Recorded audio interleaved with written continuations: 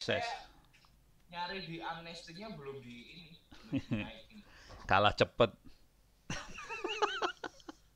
Aduh, Oh padahal no Mas cep Ono sendiri ini saya. Oh no cepet, cuman yang masalah audio saya kecil kayaknya di YouTube. Oh, Di YouTube audio tapi saya kecil ya? ini enggak sih, ini udah lumayan Mas. Enggak di YouTube. Yang tadi enggak, yang tadi Oh, di yang YouTube streaming. tadi ya. Kecil saya Iya. tuh. Makanya saya pusing, nggak ngerti. Oke, sudah siap. Come on. Nah, siap. Oke, makasih Mas Ono. Nah, ini kaitannya lebih ke apa namanya? Ya kejadian topet kemarin, tapi nggak terlalu bagaimana hal itu bisa terjadi. Jadi lebih kayak gini Mas. Jadi hacker itu kan menyasar ini ya Mas Ono, data-data pengguna uh, layanan e-commerce itu. Nah, sebenarnya data-data ini untuk diapakan sih oleh para hacker ini? Pertanyaan yang bagus.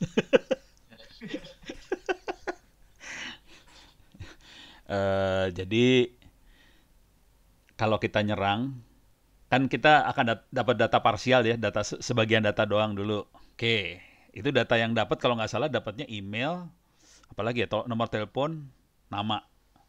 Dapat tiga itu ya kalau nggak salah. Kalau nggak salah datanya itu yang saya baca-baca. Saya nggak pernah lihat datanya soalnya saya nggak tahu data apa yang didapat. Katanya si Alfon katanya tiga itu. Jadi kalau kita nyerang, parameter buat ngebobol kan banyak banget. Kita butuh username, butuh password, butuh nama, butuh tanggal lahir, butuh nama orang tua, butuh nama kucing, anjing, sekolah, segala macam. Oke, nomor telepon segala macam. Nah, kita udah dapat tiga itu udah lumayan banget. Nah, kemudian yang kita lakukan kalau kita mau attack, nyerang, kan kita dapat nama nih. Namanya kan kita bisa pakai buat ngambil data lagi dari Facebook kek, dari yang mana. Oh, orang ini orang tuanya siapa? Oh, tanggal lahirnya tanggal sekian. Dari situ kan mulai dikumpulin, dapat dia makin banyak datanya dia buat ngebobolnya jadinya. Mungkin dia nggak dapat passwordnya ya. Tapi kan dia bisa bisa pura-pura jadi orang tadi dan dapetin passwordnya dari situ kira-kira. Tapi kan Oh, ada autentikasi make SMS seru lagi tuh urusannya. jadi sebenarnya data ini bisa digunakan lebih di ini dijadi salah gunakan oleh pihak lain untuk melakukan tindak kejahatan ya Mas Ono. Ya, kira-kira kayak gitu sih. Serem. Nah, kemudian Mas Ono, sebenarnya perusahaan cara apa sih yang perusahaan gunakan untuk melindungi data konsumen ini? Nah, Mulai dengan identifikasi atau seperti apa sih itu? nah ini yang seru adalah dia bisa dapet jumlahnya jutaan data. Kalau kita nyerang biasa normal, kan dapatnya paling satu data, dua data doang. Kalau jutaan itu berarti dia berhasil masuk ke database. Nah, itu bonyok tuh database. Lu gila aja bisa nembus ke database mah geblek gitu. Itu yang saya nggak yang sampai sekarang nggak habis pikir. Biasanya database susah buat dimasukin dari luar tuh lebih susah karena proteksinya lebih berlapis-lapis. Kalau cuma dapetin nama orang aja masih lebih gampang kan. Kita pura-pura jadi siapa terus nawarin barang kita dapat namanya, alamat kita dapat alamatnya. Tapi kan perorangan. Bayangin kalau kita harus dapetin jutaan. Kan kalau dengan cara itu kan nggak mungkin gitu. Kalau mau dapat sekaligus banyak, itu yang dihajar database-nya langsung. Artinya database-nya jebol. Padahal agak nggak masuk akal gitu. Kalau segede gitu database perusahaan besar gitu, database bisa jebol kan seru banget tuh ceritanya gitu. Jadi kalau saya ngelihatnya kayaknya database yang kena. Cuman kan seru kalau yang itu jebol gitu. Nah, sekarang perlindungannya seperti apa sih database? Oke. Biasanya kalau tapi saya nggak tahu kondisi di sana ya. Biasanya kalau kita implementasikan satu sistem yang aman, biasanya kita nyebut ya pokoknya ada istilahnya ISO 27001 tuh ada istilahnya ya. ISO 27001 ya, 27001. Itu ada istilah-istilahnya. Jadi kita punya apa? Apa sih? Highly eh, apa security infrastructure, highly strategic kayak gitu-gitulah security infrastructure. Itu berlapis-lapis. Salah satu prosedur yang harus kita lakukan adalah setiap layanan apakah itu database, apakah itu web, middleware, apa segala macam, tidak boleh disatukan di satu mesin. Jadi semua layanan mesinnya beda, servernya beda-beda. Kalau harus nge-handle beban yang gede, kita akan bikin mesinnya paralel, tapi klasternya akan beda satu sama lain. Udah gitu, kita akan bikin sambungan supaya hanya mesin ini yang bisa masuk ke mesin itu. Misalnya gini, kan di depan web, ada web server depan supaya orang bisa masuk. Web server akan ngomong ke database server di belakangnya. Yang bisa ngomong ke database server hanya web server. Tidak mungkin user bisa masuk ke database server langsung.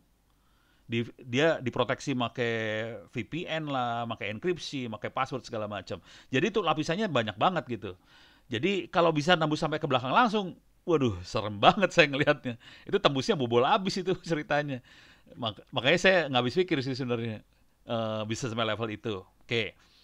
Jadi yang normal kita akan berlapis seperti itu, dan kalau kita lagi implementasi beneran yang kalau kita sedang implementasi infrastruktur yang aman, kita akan misahin jalur buat user, jalur buat operator lapak, jalur buat si admin aplikasi, jalur buat admin server. Jadi untuk masing-masing fungsi jalurnya lain-lain, nggak disamain jalur-jalurnya. Contoh paling sederhana ginilah, kalau kita lagi bikin aplikasi, ini yang pernah kita kerjain langsung, bikin aplikasi buat monitoring pemilu. Kan kemarin ada pantau pemilu apa segala macam.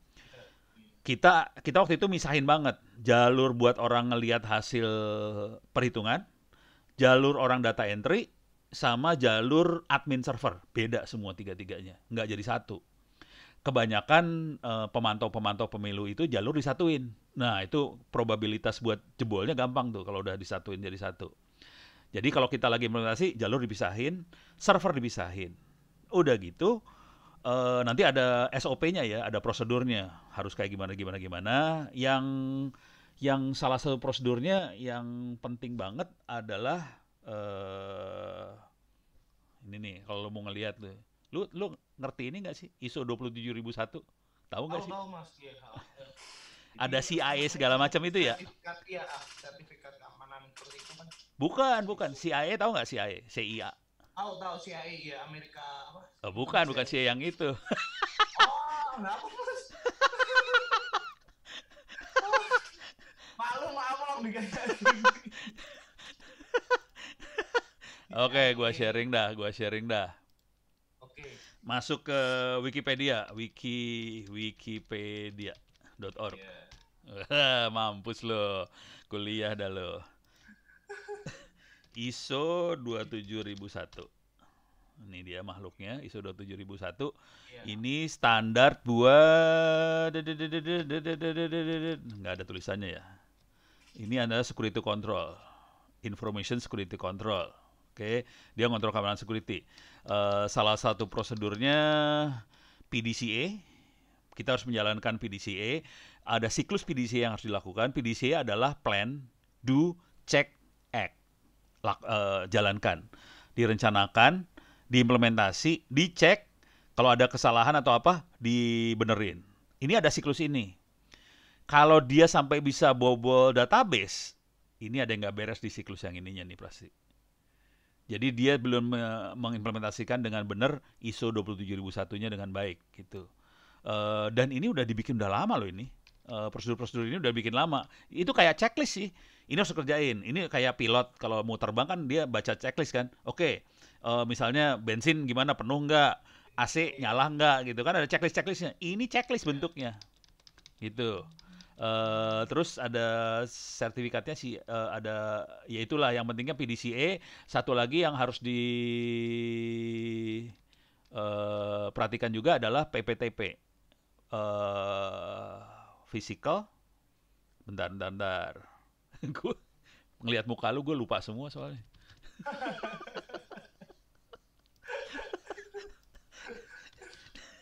ISO 27001 PPTP. Oke.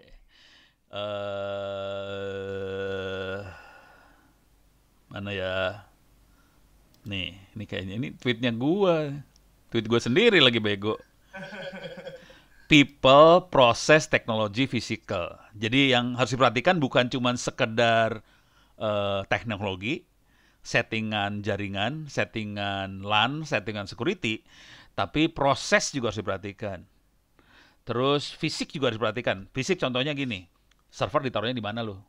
Taruh di IDC, di kerangkeng apa kagak tuh server? Jadi server kalau mau serius di kerangkeng loh. Dikasih kerangkeng, kerangkeng apa bahasa Indonesianya ya? Itu ya, kandang. Dikandangin, Iya. terus dikasih kunci. Udah pernah lihat dulu server dikandangin? Belum ya? Belum belum. Lu pernah Kayak lihat? hewan liar gitu. Belum pernah lihat kandang server ya? Jadi ini serius kerjaan beneran nih. Jadi kalau mau serius harus itu. Terus yang paling paling ancur dari semua sebetulnya sebagian besar waktu urusannya di manusia. Karena jebol rata-rata di manusia. Manusianya teledor, manusianya nggak ini. Dan ini harus masuk ke siklus ini terus nih. PPTP ini. PDCA, PDCA. Plan, Do, Check, Act. Gitu. Tapi ini semua dibahas di ISO 27001. Satu lagi keyword yang keren juga adalah CIA. Tadi gue ngomong CIA kan. Terpaksa gue kasih Amerika itu intelijen pikirannya buat itu negara. ya, bukan CIA intelijen itu. Jadi cara ini ISO 27001 CIA. Ya, gitu. Oh, What is CIA triad? Oh, ini. Oh, ini kebaca nih sini kebaca. Ini dia. Confidentiality, integrity, sama availability. Jadi sistem harus bisa menjamin confidentiality. Oh, lalalala. Ini apa sih? Wah, ini iklan ya, iklannya dia ya. iklan. Scroll down to continue. Oh, hilang ya. Ya, hilang ya. Sialan ISO 27 CIA. Ini udah bukan teknik semua ya, yang saya ceritain di sini bukan teknik loh ini. Iya. Ini udah prosedur, udah manajemen sih kita kelasnya. Dan saya biasanya tidur di kelas-kelas ini, saya tidur. Kayak tadi gua hampir tidur. Ya lu ngomong kelamaan. Ya udah hilang yang mana tadi? Tadi bagus banget deh. Tadi bagus yang tadi. Tadi web web luar kayaknya nih. Iya web luar sih emang. Ini ya, ini ya. What is CIA Triad ini nih kayaknya. oh iya. Ada CIA Triad. Iya. Jadi confidentiality itu adalah kerahasiaan. Kerahasiaan. Nih ya, confidentiality, integrity adalah bahwa sistem menjamin bahwa si informasi kalaupun informasinya dirubah, dia tahu bahwa itu dirubah. Oh, Integritas. Kan kalau integritas seseorang kan ini orang bisa diandalin nggak, bener kagak, apa kayak gitu-gitulah. Jadi satu konfidensial, bahwa sistem menjamin bahwa orang lain tidak bisa membaca atau ya membaca informasi itu, hanya yang dituju aja yang bisa baca. Itu konfidensial. Kalau integritas, kalau sampai informasinya dirubah, kita tahu bahwa itu informasinya dirubah. Availability adalah hanya orang yang punya hak yang bisa akses. Tapi dia ditambahin satu lagi, CIA tambah non-repudiation. Jadi sistem harus bisa bikin bahwa nanti ini bisa jadi barang bukti di pengadilan. Artinya gini, kalau misalnya kasusnya toko online ya, misalnya ada orang nipu di toko online. Terus datanya kan elektronik semua tuh di toko online. Kita harus bisa bikin supaya data elektronik itu bisa dikasih ke hakim di pengadilan, dan orang yang nipu nggak bisa mungkir memang dia nipu. Padahal kita tahu yang namanya data elektronik bisa gampang kita buat loh. Ini nggak gampang nih, non-repudiation ini nggak gampang. Bayangin satu data elektronik yang semua orang bisa ngedit seenak jidat, bisa dikasih ke pengadilan, ke hakim, dan hakim bisa bilang ke orang ini dari data ini kamu yang transaksi kan, kamu nipu kan. Nah, bingung dah lo. Jadi Bisa. jadi hal yang di apa elektronik itu harus bisa apa apa namanya menjadi sebuah apa ya Barang bukti. punya barang bukti gitu ya. Barang bukti, dan ini barang buktinya nggak bisa kita nggak bisa mungkir dengan barang bukti tadi. Kebayang nggak lo? Misalnya kita lagi transaksi di toko online ya, udah gitu kita nipu kan? Ini ada buktinya elektronik nih, buktinya elektronik, kita tahu semua yang namanya elektronik bisa diedit ya. Nah ini bisa dibawa ke pengadilan dan orang ini bisa dituntut dengan barang bukti tadi. Nah itu nanti dikenal ada ilmu-ilmu teknologi-teknologi seperti tanda tangan digital lah, ada CA lah, Certificate Authority segala macam, itu semua untuk mendukung ini semua. Jadi di bawah ini, jadi di atasnya filosofinya 4 ini sih sebenarnya, confidential, integrity, availability, non-repudiation. Filosofi gedenya itu. Di bawahnya nanti dibikinlah teknologi-teknologi buat mendukung filosofi yang ini, CIA tadi.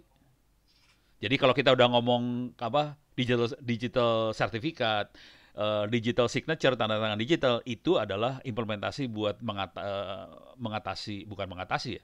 buat memenuhi kebutuhan CIA ini gitu.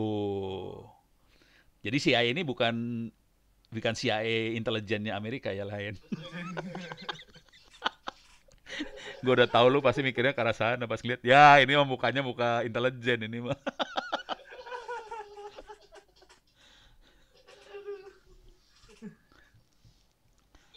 Nah ini Mas Ono, kan tadi kan berarti seenggaknya e-commerce ini kan udah menerapkan ISO 2701 ya. Gini, belum tentu loh, belum tentu. Jadi ISO 27001 itu standar. Suatu standar dunia tentang information security, keamanan informasi. Bentuknya standar. Perusahaan yang sudah menerapkan harus diaudit. Jadi ada auditor ISO 27001.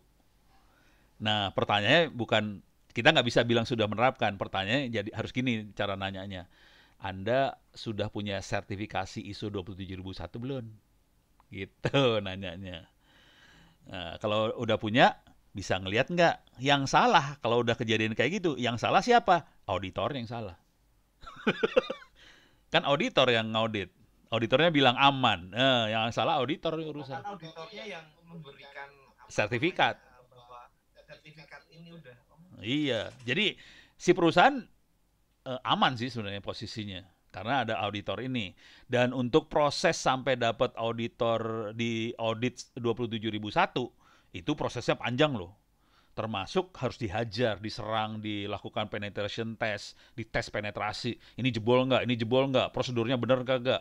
Dan kadang-kadang auditor yang gila, dia akan bisa menyamar jadi orang lain, dan dia pura-pura datang ke perusahaan itu dan nanya-nanya pegawainya ngelepas informasi yang rahasia enggak. Jadi kita kadang-kadang suka kayak gitu tuh.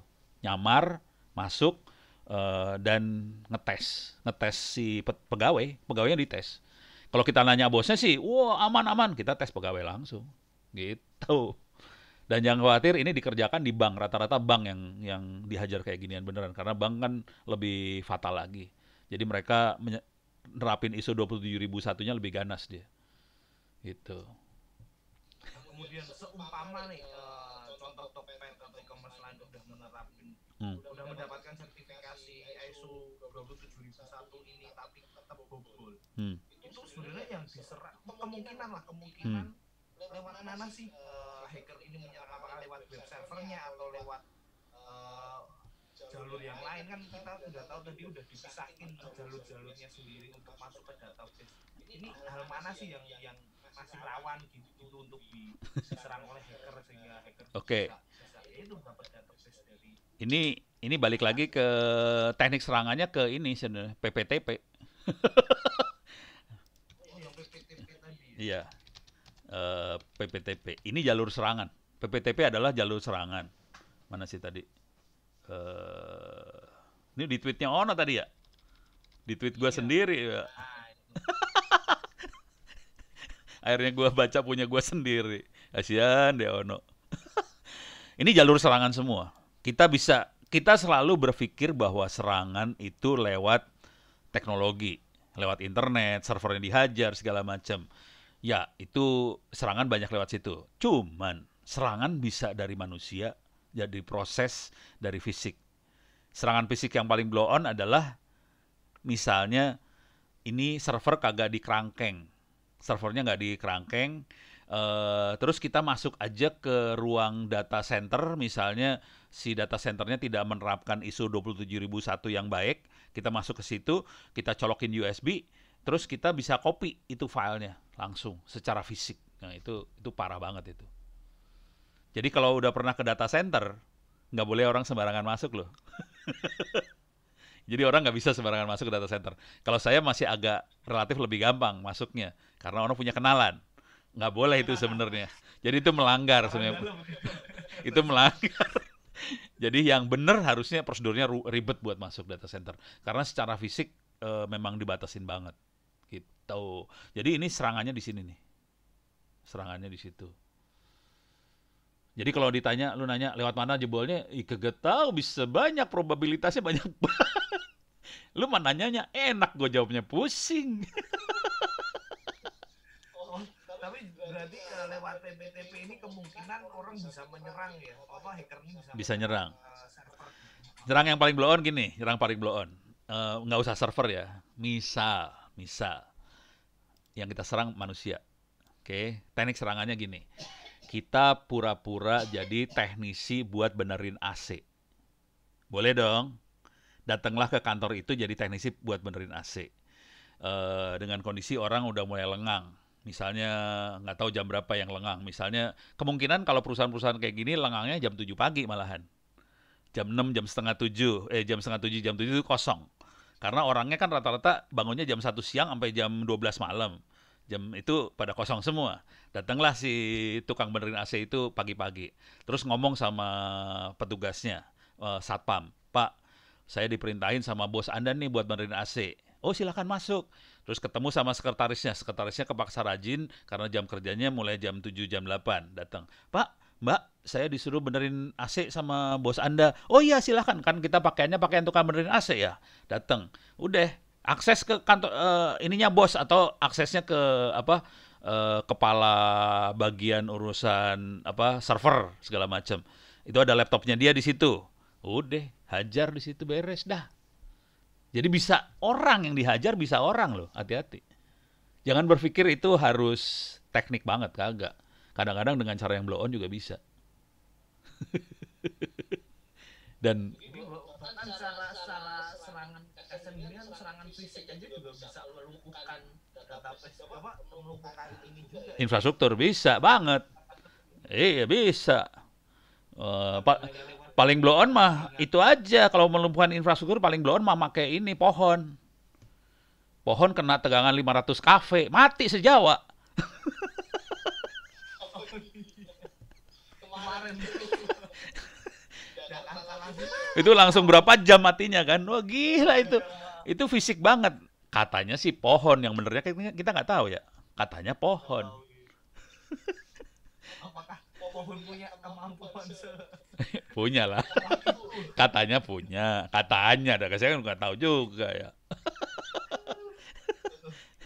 Nah, kemudian Mas Sono, ini kalau kita kan kemarin juga keluar tuh database apa namanya apa orang-orang apa nanti data orang-orang yang udah terbaca nih apa datanya di situ. Nah, kita seumpama mencegahnya itu bagaimana ya agar agar gimana ya tidak terjadilah seperti itu, apalagi kan data kita kan juga tersebar Mana-mana. di internet, di media sosial. Nah, itu pencegahannya seperti apa ya untuk Intinya ginilah. mencegah hal Inti sederhananya mah gini. Kalau mau aman, seminimal mungkin informasi tentang kita yang kebuka. Kalau mau aman banget, jangan ngelepasin apa-apa. Cuman kalau kita nggak ngelepasin apa-apa, kan kita nggak bisa nyambung kemana-mana ya. Tetap orang butuh tahu nama lu siapa. Kadang-kadang nomor telepon berapa gitu ya. Jadi kita butuh nomor data-data seperti itu. Tapi diminimalkan. Terus, jadi kalau saya pribadi, ini Ono pribadi ya. Ono pribadi, saya minimalkan yang saya lepas sebenarnya. Cuman orang nggak nyadar aja si Ono ngelepasnya sedikit sih sebenarnya. Yang sifatnya pribadi saya lepas. Yang terutama urusannya autentikasi, bahwa itu Ono segala macam, itu lepasnya sedikit dari saya. Kalau dari sisi ilmu saya lepas habis-habisan, tapi dari autentikasi lepasnya sedikit. Eh, dan itu nggak saya taruh di handphone. Saya jarang pakai handphone. Semua juga tahu. Ono jarang pakai handphone. Eh, Jarang taruh di mana-mana. Semua informasi tadi adanya di harddisk saya, dan harddisknya bisa dilepas. Harddisknya harddisk eksternal gitu. Jadi itu data itu lepas sih sebenarnya dari sistem sebenarnya. Jadi data-data itu lepas banget sih sebenarnya. Tapi kebanyakan orang kan semuanya posting. Apakah itu posting nomor telepon lah? Kalau ditanya apa, kasih tahu nomor teleponnya saya emang. Cuman orang kadang-kadang si Ono sombong banget ya. Ya, ya, ya gitu deh. Jadi intinya sesederhana itu sih. Seminimal mungkin, semakin minim yang lepas, semakin sedikit ke probabilitas buat nyerang. Dan kadang-kadang kalau contoh proses ini ya, proses dapetin data tadi. Kadang-kadang kita ke mall, udah gitu ada orang nyebarin formulir buat survei atau apa. Terus dia nanya nomor teleponnya berapa, kita ngasih nomor telepon. Ya udah itu lepas tuh data. Kalau saya dikasih survei kayak gitu, dia tanya nomor telepon, saya kasih nomor telepon, tapi nomor telepon ngaco yang saya kasih. Gitu. Jadi nomor teleponnya nggak benar-benar nomor telepon saya gitu, dilepasin. Jadi insting itu harus ada di kita sih sebenarnya. Kalau mau aman, kita harus punya insting-insting seperti itu. Insting orang jahat, kita bisa kayak gitu kalau kita jahat sih sebenarnya dulunya. Jadi berpikiran seperti orang jahat dia terbiasa. Iya, kalau lu kagak jahat lu kagak tahu. Dalam kepalanya harus ada iblisnya gitu, sedikit. Tapi sebenarnya juga susah ya Mas Ono, apalagi dengan era sekarang kan, era media sosial apa namanya, kita di mana-mana gitu, Eh, kita apa untuk menumbuhkan rasa ini, meminimalkan data diri agar tidak terlepas gitu, eh, agak sulit gitu. ya susah-susah gampang lah. Kita harus bisa milah-milah mana yang sifatnya pribadi, mana yang enggak. Kalau lihat posting saya di Twitter, di Facebook segala macam, sifatnya yang ilmu aja yang saya lepas. Yang pribadi hampir nggak pernah saya lepas loh. Kalau orang rata-rata posting yang sifatnya pribadi di Facebook, di Instagram, anak gua baru lulus loh, anak gua sekarang udah jadi apa loh, gitu. Saya hampir nggak pernah tuh posting kayak gitu, hampir nggak pernah sih. Memang kayaknya ini orang tua yang tidak baik gitu ya, nggak pernah posting kayak gitu, nggak pernah ngebanggain anak gitu ya. Tapi kan untuk keselamatan keluarga ya kepaksa harus kayak gitu gitu. Dan emang mindset seperti ini yang masih orang nggak berpikir, Iya. jarang orang berpikir Terutama seperti ini. kalau orang bule itu bule ya, terutama bule. Kalau bule udah sensitif banget. Saya ngambil waktu itu saya ke Australia. Ke Australia udah gitu diajakin ke sekolah buat vocational gitu. Terus datanglah anak-anak siswa SMP gitu ya, mau belajar cara bikin robot, pakai Lego. Menarik banget kan? Terus saya foto gitu, langsung ditepok sama dia. Ini foto jangan disebarin ya. Buat kamu aja, tapi jangan disebarin. Udah langsung gitu langsung. Jadi udah ada insting sama dia. Jadi yang di bawah umur itu diproteksi banget sama dia. Dia akan memproteksi yang di bawah umur. Kalau yang di atas umur, udah di atas 17, dia mulai agak loose gitu. Tapi kalau di bawah umur dia proteksi banget. Kalau kita kan, ini anak lucu banget, langsung posting. Anak gua lucu banget, udah bisa ngomong apa di videoin gitu kan, upload ke Instagram apa, kacau dah lo. Langsung menyebar Menyebar kemana-mana gitu. kemana-mana. Lu belum tahu kalau dieksploitasi nangis lu ceritanya. Oke, terakhir Mas Ono, Yes.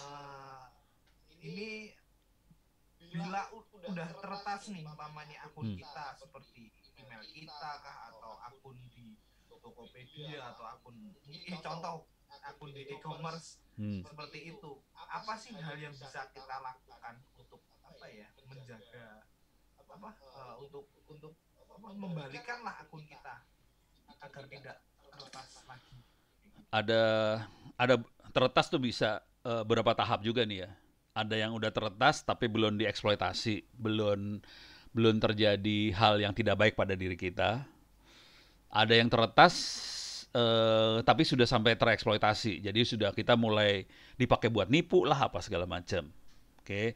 Kalau belum tereksploitasi masih lebih gampang ceritanya. Karena kita mungkin autentikasinya apa dirubah, kita ngomong sama situs online-nya, ini akun gua, ini akun punya saya loh, bukan punya orang itu, tolong dibalikin lagi, ngomong baik-baik, terus kasih tahu identitas kita segala macam supaya akun itu balik.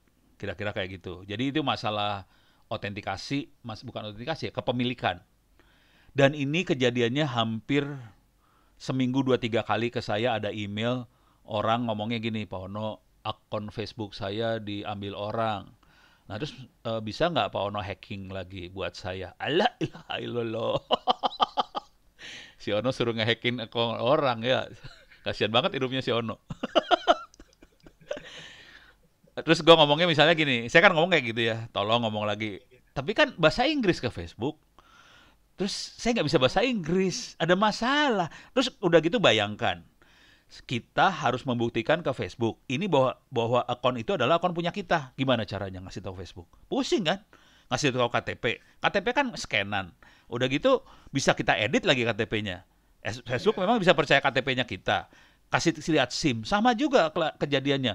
Kasih lihat surat keterangan RT RW, emang dipercaya sama Facebook. Jadi akhirnya tuh akun nggak akan bisa balik. Padahal akun itu udah dipakai buat transaksi jual beli, dagang apa segala macam kan. Jadi orang nge-hack akun itu karena emang dipakai buat dagang segala macam sama dianya. Jadi duitnya keambil, dagangannya keambil. Kalau dagangannya nggak kekirim, yang jelek kan kita, bukan yang nge-hack. Jadi sampai kayak gitu cara mikirnya bajingan asli, itu kan kacau. Nah, ayo udah susah udah kayak gitu. Jadi kalau udah kayak gitu prosesnya adalah minta Facebook matiin akunnya, kepaksa. Itu udah sampai tahapan udah merugikan ya. Tapi kalau itu adalah situs Indonesia kayak Topet, Bukalapak segala macam, kita mungkin masih bisa ngomong dalam bahasa Indonesia ke orang itu. Kita bisa ngasih bukti-bukti surat keterangan RW, RT, lurah, camat, kepolisian, nih bukti bahwa saya manusia Indonesia beneran hidup loh dan saya yang punya gitu loh. Nah itu masih gampang tuh ceritanya. Jadi ada masalah seperti itu. Itu kalau diretas aja. Nah kalau udah kejadian kayak tadi, Facebooknya akun Facebooknya dipakai buat apa? Pencurian, penipuan segala macam. Tapi intinya semua kita harus punya barang bukti sih, elektronik. Kalau tadi buat dapetin akun tadi kan kita barang buktinya cuma KTP, surat RT, RW, lurah, polisi apa segala macam buat balikin lagi. Cuman kalau ke Facebook urusannya jadi berabe karena harus bahasa Inggris dan Facebook belum tentu akan percaya dengan semua surat-surat kita yang bahasa Indonesia dan mungkin bisa diedit seenak jidat. Jadi kalau Facebook saya cenderungnya ya udah goodbye. Mendingan kita usulnya ke Facebook, matiin aja tuh account. Kalau Facebook ya. Pokoknya yang di luar tuh kecenderungnya kayak gitu. Kalau di Indonesia kita masih bisa. Nah, kalau sampai dipakai buat pencurian segala macam, kita harus punya bukti nih. Jadi harus selalu siap untuk capture screen, kerjain. Jadi kalau ada apa-apa capture screen di capture screen-nya, termasuk korbannya ya. Yang jadi korban. Bukan kita yang punya akun aja. Yang jadi korban misalnya gini. Ini akun kita di toko online. Diambil, dicuri orang, nih akun. Atau ini akun kita di Gojek atau di ojek online. Diambil orang. Nah, terus orang ini tadi akan menipu orang lain. Nah, kita harus punya barang bukti bahwa itu yang menipu bukan kita. Orang ini juga harus bisa, orang yang jadi korban harus punya barang bukti bahwa saya ditipu gitu. Jadi semua harus punya barang bukti, buktinya harus berupa capture screen, semua chattingan di capture screen, kalau ada telepon segala macam direkam suaranya, ada SMS di capture screen, semuanya harus punya barang bukti, karena barang bukti ini akan disampaikan ke polisi dan sebagainya entarnya. Walaupun polisi belum tentu bisa kita andalin sih. Kan kita kalau dengerin tadi saya ngomong di webinar juga gitu kan ya. Iya benar ya. Iya benar. Kalau polisi ya yang mengurus yang di atas gitu. Udah sibuk main di atas. Jadi kita kepaksa, kita butuh polisi cuman buat ininya doang sih, surat keterangan dari polisi doang. Berdasarkan surat itu kita bisa gerak ke toko online, ke bank segala macam. Ini saya ditipu loh. Ini ada orang nipu. Ini surat dari polisinya. Tolong orang ini akun orang ini diblokir. Kira-kira kayak gitu. Tapi tanpa surat seperti itu, toko online, bank segala macam nggak bisa blokir. Jadi kita tetap butuh polisi suratnya doang dah minimal dah. Kalau ngarepin polisinya kayaknya susah, sibuk sama petinggi RI 1, RI 2, RI 3 dan sebagainya, susah. Republik ini kan memang buat yang sana. Kita mah bela diri aja sendiri. Bela diri, bela diri sendiri. Oh jadi banyak kemungkinan ya hal yang bisa dilakukan ketika akun tertas, salah satunya yaitu tadi apa namanya, mematikan akun tuh cukup penting ya sebenarnya. Iya, kalau kita udah putus asa nggak bisa nego, matiin akun kepaksa dah. Tapi yang inti sederhananya gitu ya, belajar bela diri, udah gitu proses ke polisi segala macam supaya paling nggak bisa diproses lah. Tadi banknya bisa diblokir, ke toko online-nya bisa diproses segala macam. Soalnya tanpa surat polisi kita nggak bisa gerak sih sebenarnya. Dan ini harus dilakukan dalam waktu 24 jam. Kalau bisa 12 jam. Jadi kita nggak bisa nunggu sehari 2 hari, nggak bisa. Harus order jam, harus kerja langsung. Oh jadi nggak bisa kita harus menunggu apa namanya akun itu baru Nggak bisa. bergerak Nggak, untuk melancarkan aksinya gitu. nggak bisa. Langsung kalau kita tahu, wah ini kayaknya gue dijebolin. Udah gerak langsung. Dalam waktu 12 jam harus dapat surat polisi. Kalau bisa 6 jam dapat surat polisi, langsung gerak ke bank segala macam. Koordinasi ke banknya, ini tolong diblokir. Banknya akan bilang, saya nggak bisa blokir kecuali ada surat polisi. Dapat surat polisi langsung bilang ke bank, ini suratnya tolong diblokir. Tapi sebelumnya kasih tahu dulu bang, ini gue lagi di hack sama orang, tolong diblokir tuh akun orang yang ini gitu. Seru. Ke OVO segala macam harus ngomong kayak gitu cepet tuh. Ini proses cepet semua nih. Nah kebanyakan orang ngedelay 2 hari 3 hari. Udah kacau semua ceritanya. Padahal selama 2 hari itu orang yang membajak akun kita Udah hilang. ngapain? Udah hilang. Duitnya udah hilang. Udah nggak bisa ditrace. Dan ceritanya gini ya. Ya, Mas. Terusan ini kalau sampai orang yang tadi nipu, orang yang tadi ngebajak kan dia transfer duit misalnya ke bank tadi ya.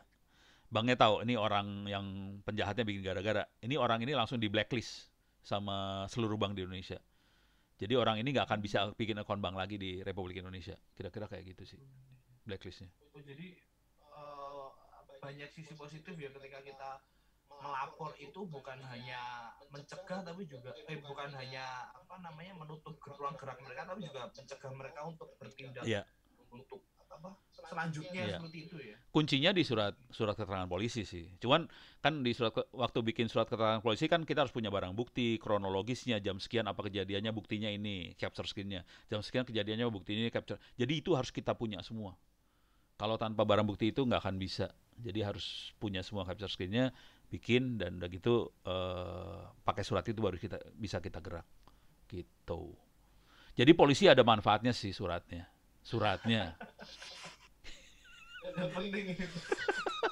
Dan penting itu. Walaupun agak repot pasti prosesnya itu nanti. Ya kalau dapetin surat polisi nggak susah sih. Kan itu kan kalau barang buktinya udah jelas, mereka bisa bikin berita acara kan, cepat itu. Tapi kan kadang kalau barang bukti elektronik gitu apa nggak agak lebih ribet. Ya di print lah. Di print, capture screen di print. Jadi ada kan ntar bikin oh ini editan atau gimana. Ya enggak polisinya nggak sepintar itu kok, tenang aja. Kurang ajar gue.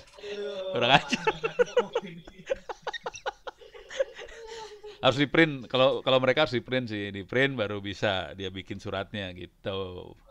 Nanti print-printan itu juga dibawa ke bank juga sih. Tapi sebelumnya harus koordinasi juga ke bank ya.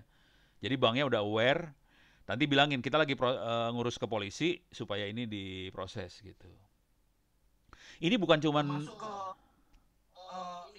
e-commerce yang umpamanya tempat jual belinya. Oh, itu juga diomongin juga. Jadi ke semua pihak yang apa terkait ya. Bank juga, ke e-commerce-nya juga, kalau ada OVO juga apa yang imani juga koordinasi semua. Jadi blokir semuanya gitu. Cuman mereka hanya bisa gerak kalau ada surat polisi, itu yang jadi masalah. Tapi sebelum surat polisi keluar, koordinasi dulu sambil kita nyiapin surat polisi gitu. Ini bukan cuman pencurian aja ya, kasus yang ada lagi tuh ini juga ya, pemerasan. Pemerasan gombal banget kisahnya. Kisahnya gombal banget nih pemerasan. Kalau pemerasan gitu dia apa namanya melakukannya dengan sama dia mencuri akun dulu untuk memeras orang yang punya akun ini. Kagak, nggak gitu. Pemerasan nggak gitu. Pemerasan yang paling gampang, teknik meras yang paling gampang ya. Kalau kalau penipuan lain, penipuan lebih gampang nih. Contoh penipuan gini, kita pacaran. Jadi ini yang nyerang pura-pura jadi orang cakep, nih yang korban perempuan yang lagi cari pacar. Terus pacaran ini dua, udah gitu, aduh kakak nggak bisa nelpon, tolong transfer duit dong buat pulsa, transfer. Nanti nggak bisa nelpon lagi, transfer duit pulsa. Jadi itu pemerasan pulsa itu biasa aja. Tapi itu kan udah kurang ajar juga. Nah, kalau pemerasan kira-kira gini tekniknya. Terutama yang sudah agak dewasa, tapi ini jangan dipraktekkan ya buat pemirsa. Tapi ini buat catatan buat kita semua. Iya. Catatan buat yang udah agak dewasa, terutama yang baru-baru lulus itu kan seringkali gini dia ngelihat situs-situs dating online. Masuklah situs dating online. Udah gitu bukalah webcam. Webcam dibuka. Sana juga perempuannya buka webcam. Udah gitu yang perempuannya akan menanggalkan kainnya satu persatu. Oke. Kita juga menanggalkan kain kita satu persatu. Gitu ya. Akhirnya kita nggak pakai kain, dia nggak pakai kain. Yang kita tidak sadar bahwa kita direkam sama dia. Udah gitu cara meresnya gampang kan? Saya punya video kamu ya, yang lagi nggak pakai kain itu loh. Kalau Anda tidak transfer duit, ini video saya sebarin ke semua orang. Mampus loh. Dan itu kejadiannya banyak, jangan khawatir. Oke. Kan? Lo langsung mikir. Walaupun Nah, mulai mikir kan? Lo. secara aturan kan hal seperti itu kan nggak boleh kan mas, mau ada merekam orang tanpa seizinnya. Emangnya penjahat mikir aturan? Lo gila? Sejak kapan penjahat mikir aturan? Ya ilaha illallah.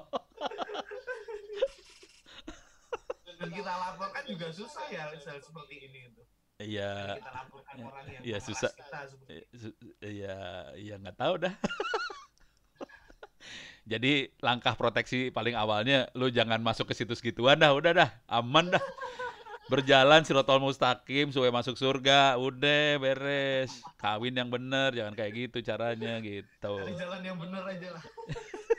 Tapi yang kerjaan itu banyak doh, yang kena pemerasan itu banyak, nggak satu dua orang loh. Tapi jarang expose, ya kan malu dia. Oh karena itu terus mereka memeras. Oh gitu. Oh gitu ya.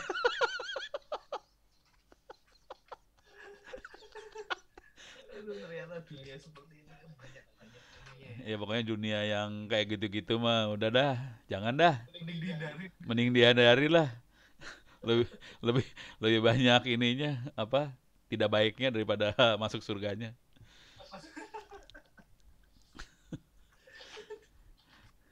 Oke. Oke. Saya rasa cukup mas Cukup Toto ya? untuk apa obrolannya sore ini. Oke, terima kasih banyak. Mudah-mudahan bisa bermanfaat. Sama-sama Yuk, mas Toto. yuk sama-sama. Makasih. Ya assalamualaikum mas Toto. Waalaikumsalam.